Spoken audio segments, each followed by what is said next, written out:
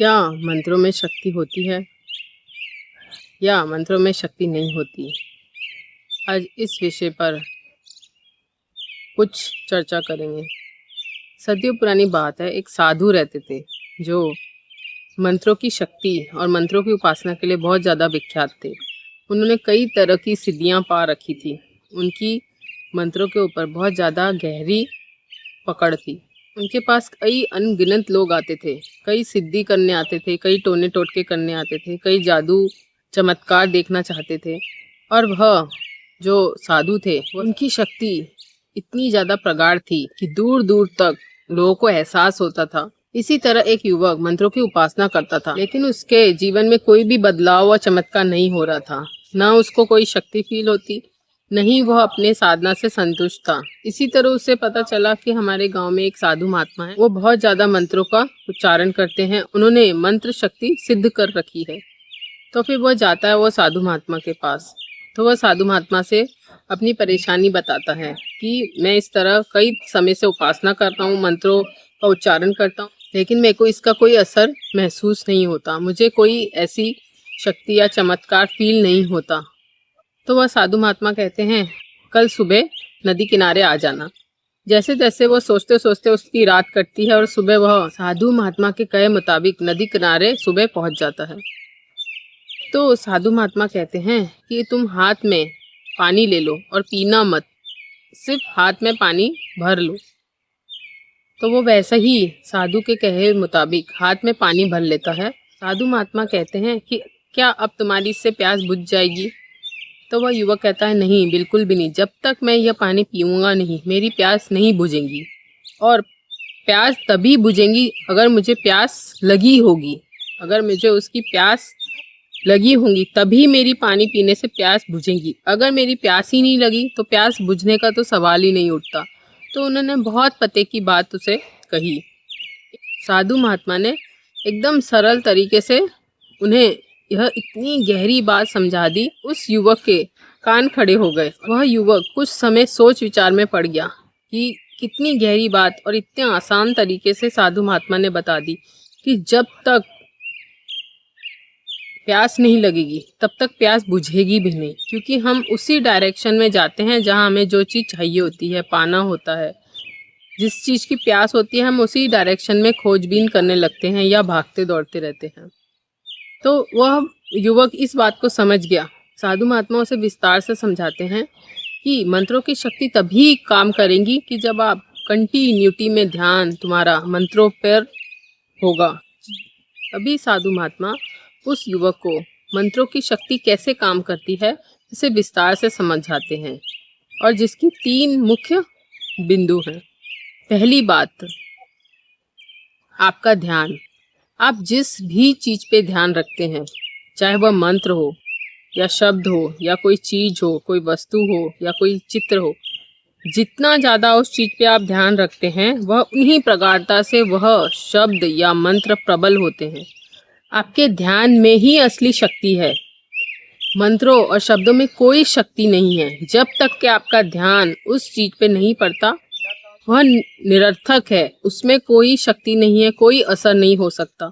तो सबसे इम्पोर्टेंट बात है आपका ध्यान, चाहे वो अच्छे शब्दों में हो, चाहे बुरे शब्दों में हो, चाहे नकारात्मक में हो, सकारात्मक में हो, मंत्रों में हो। तो साधु महात्मा से समझाते हैं कि आपकी मंत्रों की शक्ति तभी काम करेंगी जब आप अपना पूरा ध्यान उसमें उड़ेल देंगे, अपनी आत्मा उड़ेल देंगे, पूरे प्राणों से उसे उच्चारण करोगे, पूरे प्राणों से मंत्रों का उच्चारण करोगे। फिर आगे बढ़ते हुए महात्मा उसे दूसरी बात बताते हैं, विश्वास और आस्था की शक्ति। अगर आपके मन में इस बात पर अटूट विश्वास है कि मंत्रों की शक्ति काम करती है, आस्तिकता है, तो वह 100% काम करेगी। अगर आप पर विश्वास नहीं है कि ये शक्ति काम नहीं करती, तो आप फिर कितना ही जप लें, कितना ही राम राम राम होता रटन कर लें, वह शक्ति काम नहीं करेंगी।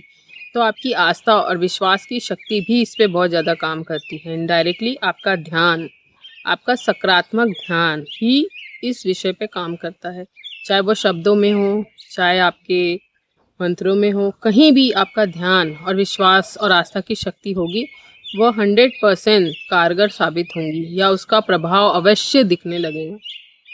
तीसरी बात साधु महात्मा समझाते हैं निरंतरता, कंटिन्यूटी में कोई भी अभ्यास करना, किसी भी चीज़ का कंटिन्यूटी में प्रैक्टिस करना। अगर आपको मंत्र उच्चारण ही सीखना है या उसे साधना है या सिद्ध करना है तो आपको कंटिन्यूटी 3 से 6 महीने एक जगह पर एक समय पर बैठकर उसका अभ्यास करना होगा। तभी आपको उस शक्ति का एहसास होगा, उसका असर आप पर होते हुए दिखेगा। इस दुनिया में कोई भी ऐसी चीज़ नहीं है जिसका असर, इसका प्रभाव, उसका प्रभाव नहीं होता। 110% उसका असर होता है, क्योंकि आपकी खुद की शक्ति उसमें इन्वॉल्व हो रही है। अब वो कितनी प्रगाढ़ता से इन्वॉल्व हो रही है ये आप पे डिपेंड करता है।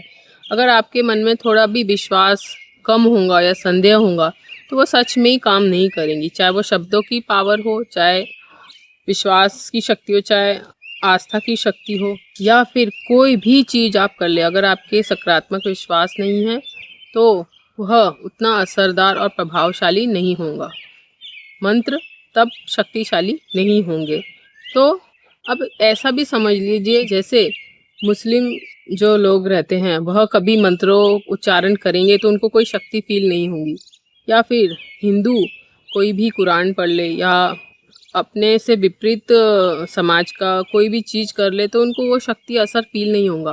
उनको अपने अपने देवी देवताओं और अपने अपने चीज़ों पर ही, ग्रंथों पर या उस पे ही यकीन होगा जो बचपन से उनके मन में बिलीव सिस्टम गहरा बैठ गया है। यह बहुत डिपेंड करता कि आपकी बचपन से कंडीशनिंग किस तरह की है, यह आप पे डिपेंड करता है। और ऐसा भी नहीं है कि कंडीशनिंग, बिलीफ सिस्टम चेंज नहीं होते। आपकी सूझबूझ, आपकी प्रज्ञा से वह बिलीफ सिस्टम यकीनन चेंज हो सकते हैं, लेकिन हाँ, कुछ समय लग सकता है। तो इन तीनों सीख का यही तात्पर्य होता है कि मंत्रों की शक्ति आपके ध्यान देने से होती है। शब्दों में और अक्षरों में, मंत्रों में कोई शक्ति नहीं होती, लेकिन आप जिस चीज़ पे भी ध्यान दोगे वो जीवित हो उठेगा, मतलब उसमें शक्ति जाग उठेंगी। अगर आप ध्यान नहीं दोगे तो वो तो मंत्र शब्द ऐसे ही निरर्थक पड़े हैं, आपके कोई उपयोग के नहीं होंगे। तो इस तरह साधु महात्मा उस युवक को समझाते हैं। युवक वहाँ से बहुत खुशी खुशी असली बात समझकर वहाँ से निकल जाता है और वह अपने अभ्यास में कंटिन्यूटी में लग जाता है। तो इस कहानी से हमें भी यही सीख मिलती है कि हमारे अंदर शक्ति है और हम वह शक्ति, ध्यान जिस चीज़ पे लगाएंगे वह प्रफुल्लित होगी, वह बढ़ती जाएगी, खिलती जाएगी।